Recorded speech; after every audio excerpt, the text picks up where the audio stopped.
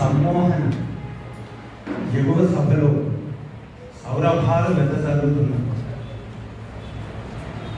సభాధ్యక్షుడు doctor వైరాగ్యం ప్రభాకర్ గారు, విశిష్ట అతిథులు శ్రీ సాధనాల వెంకటస్వామి నాయుడు గారు, కవి కోకిల శ్రీ తిప్పారపు లక్ష్మీ నరసయాచార్యులు గారు, శివాయ విష్ణురూపాయ శివరూపాయ విష్ణువి అన్నట్టుగా శివుణ్ణి కృష్ణుణ్ణి ఏకాంశగా ఇక్కడ చూశాం. గోపాలాచార్యులు గారు రచించిన గ్రంథాన్ని స్తంభంకాడి గంగాధర్ గారు గ్రంథ పరిచయం చేశారు. ఆ కృష్ణుణ్ణి ఈ శివుడు పరిచయం చేయడంలో ఒక అద్వైత సిద్ధాంతానికి ఇక్కడ ఒక భూమిక ఏర్పడింది. ఆ శ్రీ స్తంభంకాడి గంగాధర్ గారు, శ్రీ ముందు రమణయ్య గారు, భవానీ సాహిత్య వేదిక ఆధ్వర్యంలో తన సమ్మోహనం పుస్తకావిష్కరణ సభ ద్వారా పరిమళ భరితం చేసుకున్న కవి, ఉపాధ్యాయులు, ఆత్మీయులు శ్రీ కేవి గోపాలాచార్యులు గారు. కేవి గోపాలాచార్యులు గారు అంటేనే ఆయన రాసింది సమ్మోహనం కృష్ణుడి గురించి. కృష్ణుడు అనగానే మనం కృష్ణం వందే జగద్గురు అంటారు. ఇక్కడ ఈయన ఆ కృష్ణుడిని ఆవహించారు కాబట్టి ఈయన తన పేరునే కేవి గోపాల్ అంటే కృష్ణం వందే గోపాల్ ఆవిష్కరణ జరిగింది చూడండి. అది వింటుంటేనే మనసు పులకంత అవుతుంది. పోతే ఈ సమ్మోహనానికి గురించి ఒక ముందు మాటగా చెప్పాలంటే ఈ కార్యక్రమాల గురించి చెప్పాలంటే నా దేశం భగవద్గీత, నా దేశం భగవద్గీత, నా దేశం పునీత సీత, నా దేశం పావన గంగ, నా దేశం కరుణాంతరంగ అని ఈ కరీంనగర్, ఉమ్మడి కరీంనగర్ నేలలో జన్మించిన జ్ఞానపీఠ పురస్కార గ్రహీత డాక్టర్ సి నారాయణ రెడ్డి గారు అన్న మాటలు. ఆ భగవద్గీత గురించి ఇంతకంటే అద్భుతంగా ఎవరు చెప్పగలరు? నిజం చెప్పాలంటే ఈ కరీనగరమైన కరీంనగరం లేదా ఎలగందరం ఇద్దరు జ్ఞానపీఠ పురస్కార గ్రహీతల స్పర్శతో పునీతమైంది. ఒకరు విశ్వనాథ సత్యనారాయణ గారు 1959వ సంవత్సరం నుంచి 1961వ సంవత్సరం వరకు ఇక్కడ ఈ కరీంనగర్ కళాశాలలో ప్రధానాచార్యులు పనిచేసి ఈ కరీంనగర్ నా కర్మభూమి అన్నారు. ఆ విశ్వనాథ సత్యనారాయణ గారికి కరీంనగర్ కర్మభూమి అయితే సి నారాయణ రెడ్డి అంటే విశ్వంభర నారాయణునికి ఇది జన్మభూమి. ఇద్దరి జ్ఞానపీఠల కర్మభూమి జన్మభూమిగా వెలిసిన కరీంనగరానికి నిజానికి నమోభావం. పోతే ఈ సమ్మోహన ఆవిష్కరణ ఈ ధనుర్మాసంలో హేమంత ఋతువులో మార్గశీర్ష మాసంలో జరుగుతుంది. నిజానికి ఇప్పుడే ఇంతకుముందే గంగాధర్ గారు అన్నాను, చాలా మంచి ముహూర్తం చూసి ఈ కార్యక్రమ నిర్వహణ జరుగుతుందని.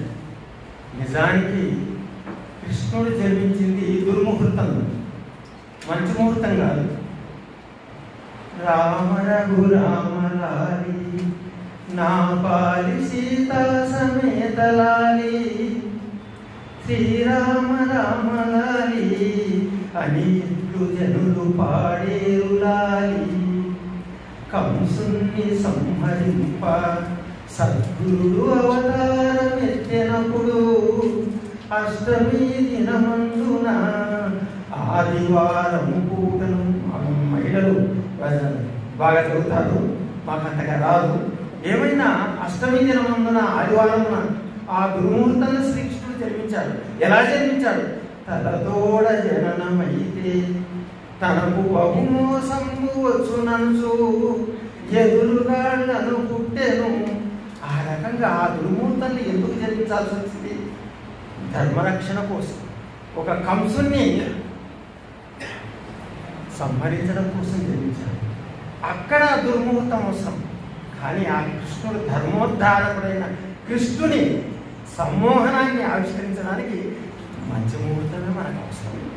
కాబట్టి చాలా చక్కటి ముహూర్తంలోనే, బహుశా ఈరోజే చివరి మంచి ముహూర్తమే, తర్వాత రేపటి శుభకార్యాలు ఉన్నట్టు లేదు. కాబట్టి వారు ఏరి కోరి ఒక అద్భుతమైనటువంటి ముహూర్తంలో, అది కూడా సినిమాలకి దీనికి రెండింటికి, సాహిత్యానికి సినిమాలకు ముడిపెట్టారు. అందుకే ఫిలిం భవన్లో జరిగింది. సాధారణంగా సినిమాలంటే సాహిత్యానికి సినిమాలకి పీల పండుగకి గోకులాష్టమికున్నంత సంబంధం ఉంటుంది సాధారణంగా.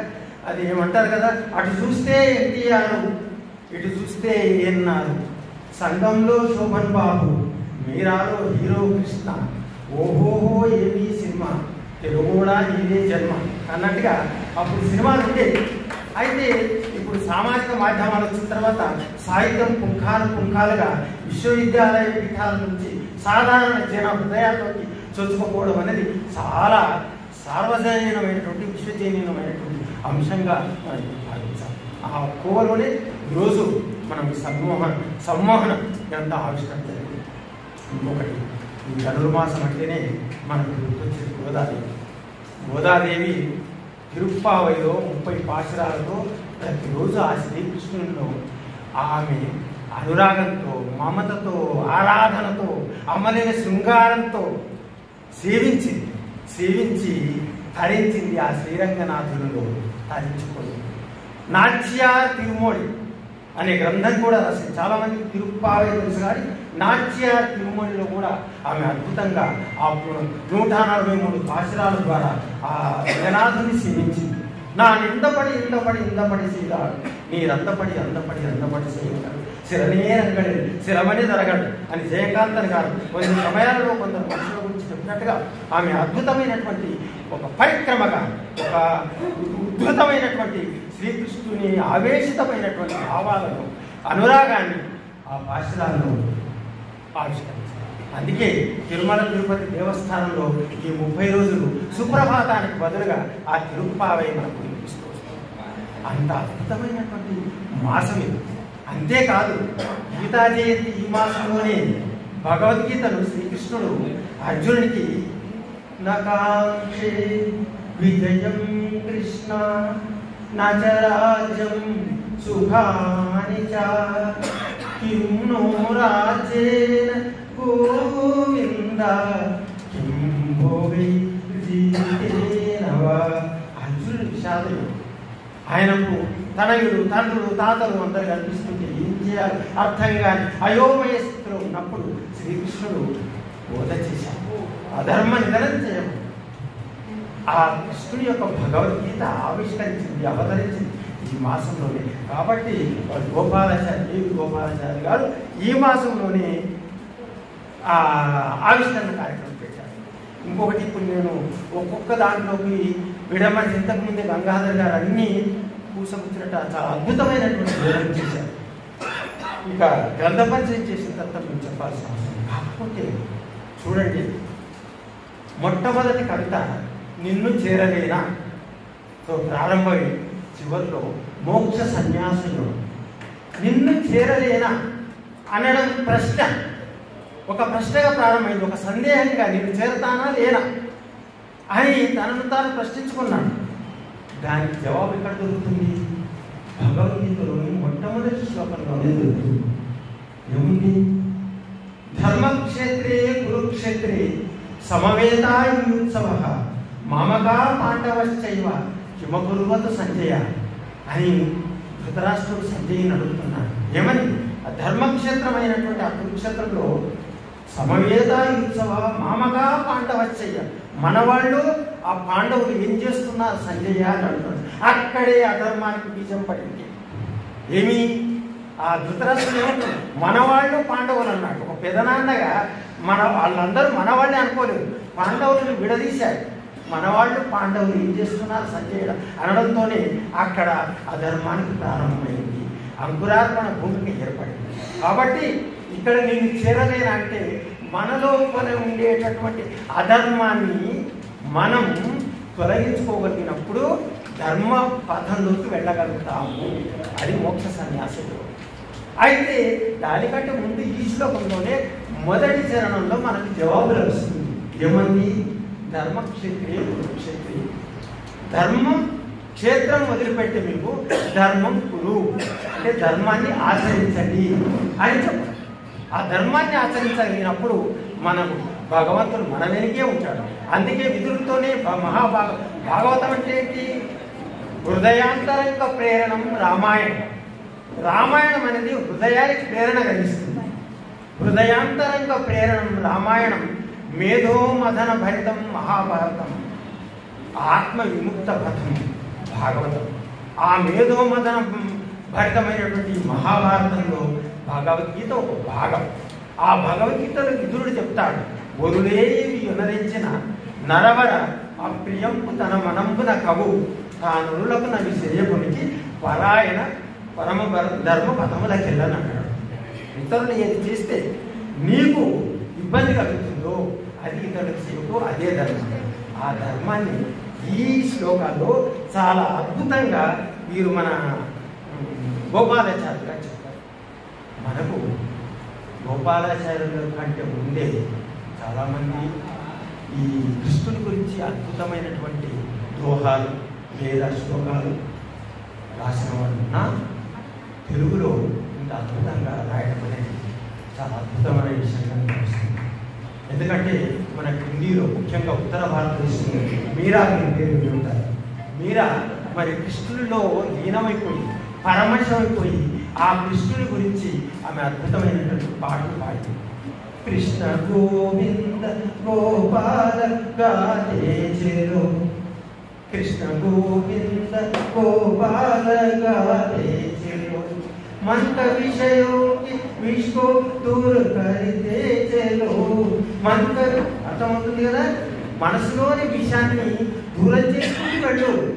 మంత విషయోకి విశ్వ దూర కరితే చెలో, కృష్ణ గోవింద गोपाल गाते चलो.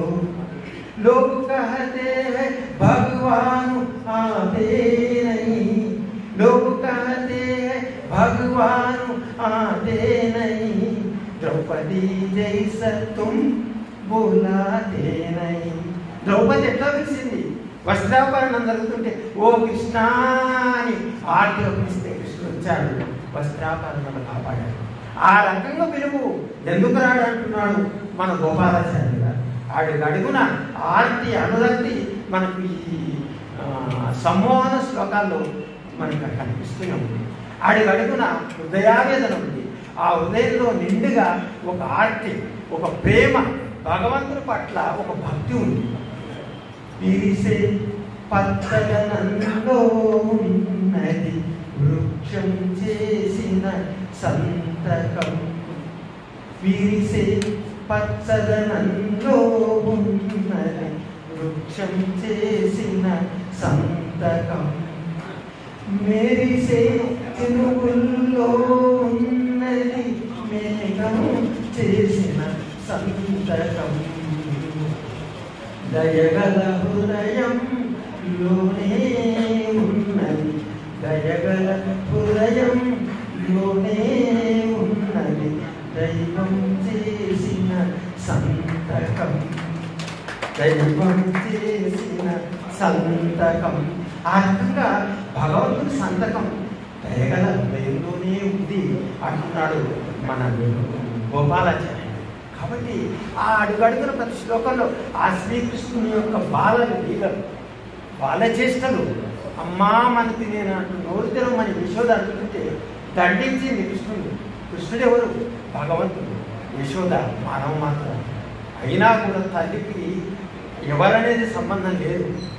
అంటే దేవుడినైనా దండించే అమ్మ ఎవరు? దేవుడినైనా దండించే యశోద అమ్మ, దేవుళ్ళనైనా పిల్లల్ని చేసి ఆడించే అమ్మ అనసూయ. అది ముద్దుమూర్తిని పిల్లలు చేసి ఆడించింది. అంటే అమ్మకు ఉండేటటువంటి ఒక గొప్ప స్థానాన్ని, మాతృస్థానాన్ని, ఒక అద్భుతమైనటువంటి స్థానాన్ని ఇక్కడ మనకు ఈ మన వర్ణించడం అనేది చాలా అద్భుతమైనటువంటి విషయంగా మనకు చెప్పుకోవచ్చు. ఈ రకంగా కృష్ణుడు భగవంతుడు ఎందుకయ్యాడు? 8వ అవతారం చెప్పారు ఇంతకుముందు. 8వ అవతారంగా అష్టమి దినమందు నాడు జన్మించినటువంటి వ్యక్తి చూడండి, ఆ కంసుని సంబంధించడానికి కాకుండా ధర్మరక్షణ కోసం ఒక భగవద్గీతను ఒక విశ్వగురువుగా ప్రపంచానికి ఈరోజు మనకు అందించారు. మనిషిలో కృష్ణుడు ఉండాలి, కానీ ఆ మనిషిలో ఒక హృదయం ఉండాలి, ఆ హృదయంలో ధర్మం ఉండాలి. తోడగుట్టువైన దేవకిని హింసించిన కంసుడు దానవుడే. తోడగుట్టువైన దేవకిని హింసించిన కంసుడు దానవుడయ్యాడు. తోడగుట్టకున్న ద్రౌపదిని కాపాడిన కృష్ణుడు దేవుడు. గొప్పతనం. కాబట్టి సమాజ కళ్యాణం కోసం ఎవరైతే పాటుపడతారో వాళ్ళలో దైవత్వం ఉంటుంది, వారు దేవుడు. కాబట్టి మన లోపల ఆ దైవత్వాన్ని నిర్మించుకోవడానికి, మనలోని అదైవత్వాన్ని నిర్మూలించుకోవడానికి ఈ సమ్మోహన తోడ్పడుతుందని ఈ విషయంలోకి గోపాలాచార్య గారు కృతకృతులయ్యాడని నేను భావిస్తున్నాను. ఈ రకంగా చెప్పాలని ఇంకా మరి మాట్లాడవలసిన వాళ్ళు చాలామంది ఉన్నారు. కాబట్టి మనిషి లోపల ఏదైతే ఉందో అంటే ఆ ధర్మాన్ని కాపాడడానికి మనం నిరంతర చైతన్యంతో ముందుకెళ్ళాలి. ఈ పుస్తకం చదివి ఇంకొక సమస్య ఏంటంటే, చాలామంది ఈరోజు రచయితలు పుస్తకాలు ఇవ్వగానే అది తీసుకొని ఇంట్లో వెళ్ళడం, పక్కన పెట్టేయడం తప్ప చదివే వాళ్ళ సంఖ్య తగ్గిపోతుంది. నా విన్నపం ఏంటంటే, కనీసం మనం చదవకపోతే మానే చదివే వాళ్ళకైనా ఇస్తే ఆ పుస్తకం ప్రయోజనం నెరవేరుతుంది. అది మనం ఆలోచించి సాహిత్యానికి ఇతోధికంగా మనం సేవ చేయాల్సినటువంటి అవసరం ఉంది. ఒక సాహితీవేత్త ఉద్భవించాడంటే ఒక సంస్కారం అంటూ ఉద్భవించినట్టు అది మనం గుర్తించాలి. ఆ గుర్తించగలిగినప్పుడు ఏరులా ప్రవహించే మనిషి ఎత్తు పల్లాలెరిగిన ఋషి. ఏరులా ప్రవహించే మనిషి ఎత్తు పల్లాలెరిగిన ఋషి. చైతన్యం లేని మనిషి చెత్త బుట్టలో చేరిన రాశి. కాబట్టి మనం చైతన్యవంతం కావాలంటే అక్షరం మనకు దారి చూపిస్తుంది, అక్షరమే మనకు ఉపాధి చూపిస్తుంది.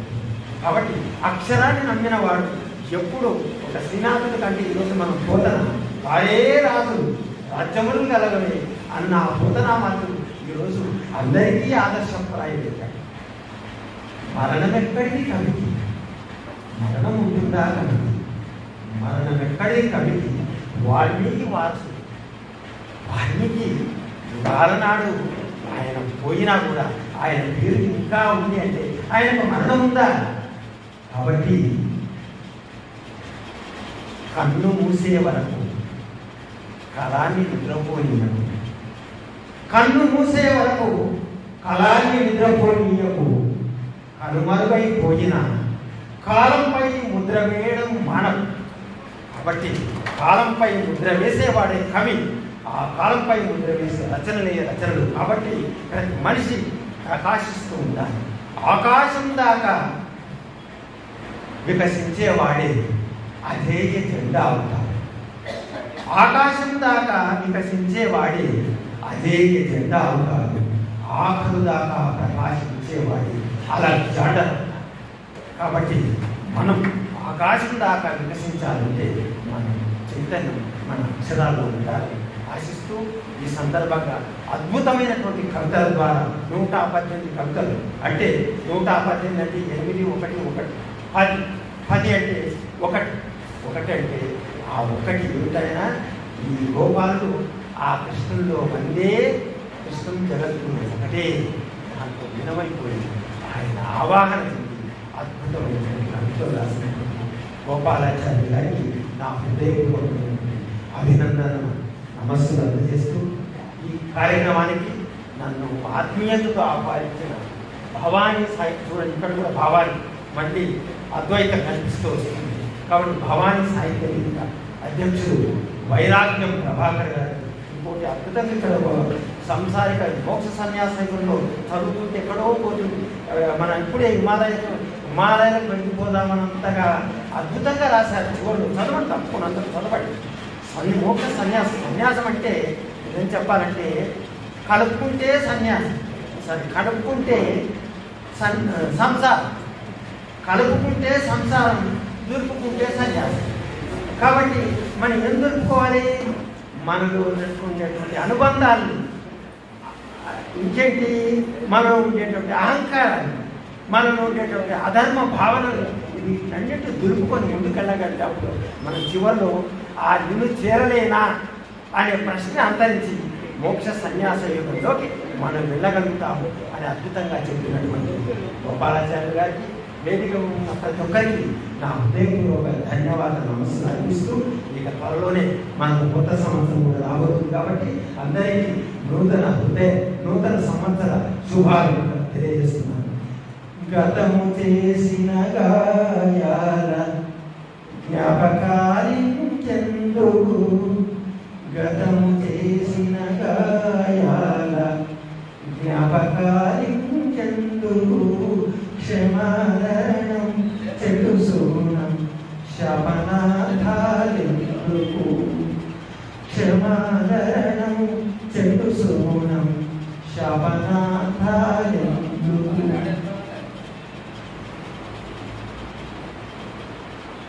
డబ్బులే సర్వస్వమంటూ డబ్బు చప్పుళ్ళెందుకు,